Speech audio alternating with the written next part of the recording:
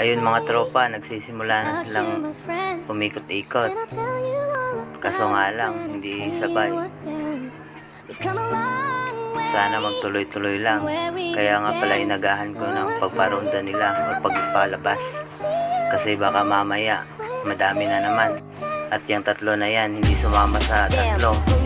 Ayun si Coleto, tinuturuan na niya Romonda yung dalawa. Sana wag ilayo para hindi maubos. Alam niyo mga tropa, yun si Colette, napakasipag Romonda niya dati. Pero nung namatay na yung kasama niya, kinain ng daga, wala na. Puro tambay na lang sa labas. Tapos pumupunta dun sa may building na yun. Doon, yun sa palaging dumadapo. Parang nawala ng pag-asa. Pero nang may mga rumoronda ng mga young bird natin, ayan, sinisipag. Parang tinuturuan pa siya paano magsipag at paano lumanding sa natin, sa loop natin. Kaya ayan, hingal na hingal.